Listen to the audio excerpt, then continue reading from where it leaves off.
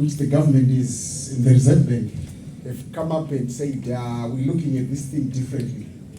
It's target based. So maybe Farah, you just want to talk a little bit about that roadmap to monocurrency and what will happen? Thank you very much, Mr. Gabari. For the sake of time, let me just acknowledge all the important delegates in this place.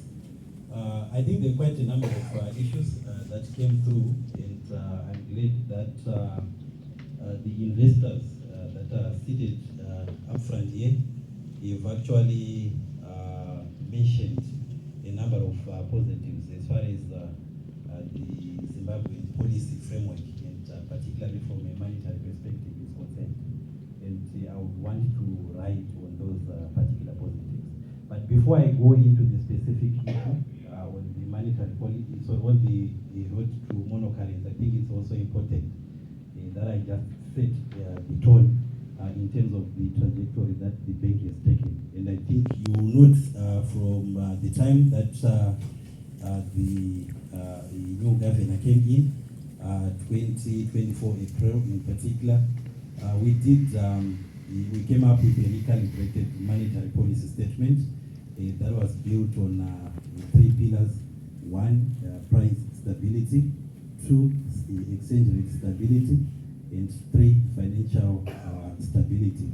And the idea basically is a pathway or our approach to go back to basics as a central bank, and for us to be to do those things that we are supposed to ordinarily do as a central bank and like another central bank.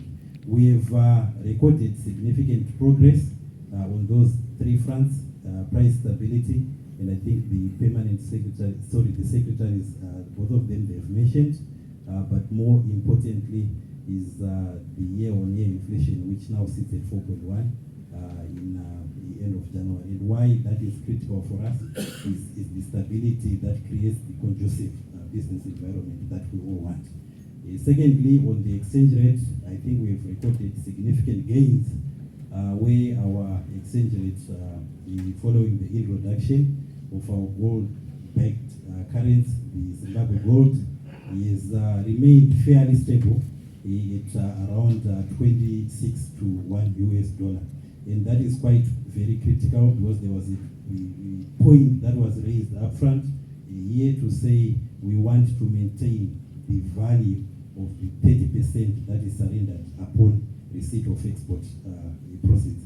So that stability, we anticipate that we will continue to strengthen the stability of the ZIG